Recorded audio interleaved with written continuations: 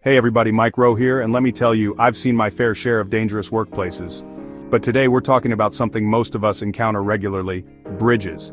Welcome to our countdown of the 30 most dangerous bridges in the United States.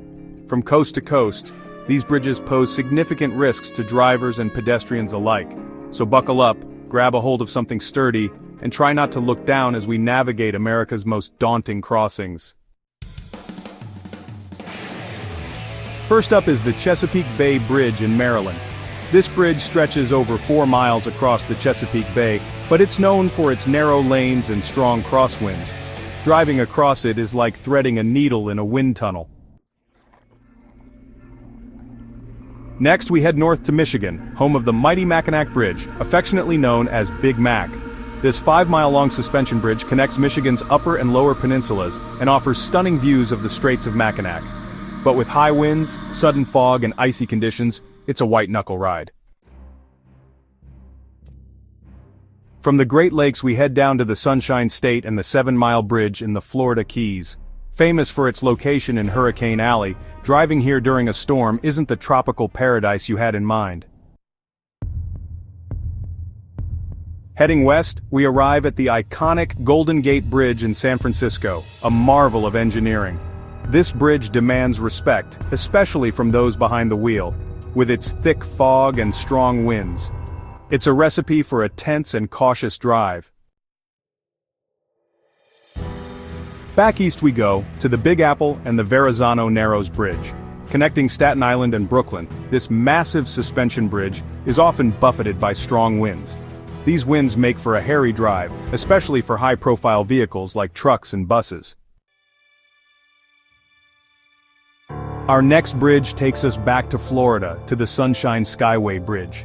The new bridge, built to withstand ship impacts, is a marvel of engineering, but its height and location in Tampa Bay make it susceptible to strong winds and storms.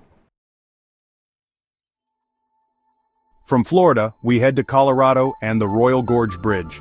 Suspended over 1,000 feet above the Arkansas River, it's one of the highest bridges in the U.S. Just imagine driving across this narrow bridge with the wind whipping through the canyon. Our next stop is West Virginia and the New River Gorge Bridge. This arch bridge is a marvel of engineering, soaring 876 feet above the New River. Dense fog can roll in quickly, making the drive even more unnerving. We're heading back south to Louisiana for our next bridge, the Lake Pontchartrain Causeway. This bridge holds the Guinness World Record for the longest continuous bridge over water, stretching for 24 miles in total. High winds, choppy water, and sudden downpours are just a few of the challenges drivers face. From the Gulf Coast, we travel to the Pacific Northwest and the Deception Pass Bridge in Washington State. Known for its powerful tidal currents and treacherous winds, driving across this bridge can feel like navigating a storm at sea. We're heading back down south to Louisiana for our next bridge, the Huey P. Long Bridge in Baton Rouge. This bridge is a vital artery for traffic crossing the Mississippi River, but it's also known for its narrow lanes and heavy traffic. One wrong move by a distracted driver spells disaster. Our next bridge is a somber reminder of nature's power, the Tacoma Narrows Bridge in Washington State. While the original bridge collapsed in 1940 due to high winds, the new bridge is built to withstand even the fiercest gales. We're back in New York for our next bridge, the Tappan Zee Bridge, which connects Rockland and Westchester counties over the Hudson River. Built in the 1950s, the Tappan Zee has faced structural problems in recent years, raising concerns about its safety. Our next bridge takes us back to California and the San Mateo Hayward Bridge, spanning the San Francisco Bay. Located in one of the most seismically active regions, driving across this bridge during an earthquake is a disaster waiting to happen. We're back east to the Big Apple and the George Washington Bridge, a symbol of New York City and a vital link between New York and New Jersey. But this iconic bridge feels the strain of age and heavy traffic. From one New York City icon to another, we come to the Brooklyn Bridge. This bridge is a marvel of 19th century engineering, but it's also one of the most crowded pedestrian bridges. Our next bridge takes us north to the Ambassador Bridge, which connects Detroit, Michigan with Windsor, Ontario. This bridge is a vital link in the US-Canada trade relationship, but its narrow lanes and heavy truck traffic make it one of the most dangerous and congested border crossings in North America. We're heading to the heartland of America for our next bridge, the Brent Spence Bridge, which carries Interstate 75 over the Ohio River between Covington, Kentucky and Cincinnati, Ohio. Built in the 1960s, the Brent Spence Bridge was not designed to handle the volume of traffic it currently carries today. Our next bridge is a reminder that even in the 21st century, bridge collapses can still happen. The I-35W Mississippi River Bridge in Minneapolis collapsed during evening rush hour in 2007, sending dozens of vehicles plunging into the river below. We're back east to New Jersey for our next bridge, the Pulaski Skyway, a 3.5-mile-long steel structure carrying US Route 1 and 9 over the Passaic and Hackensack rivers. Built in the 1930s, the Pulaski Skyway's narrow lanes, tight curves, and lack of emergency shoulders make it a challenge to navigate.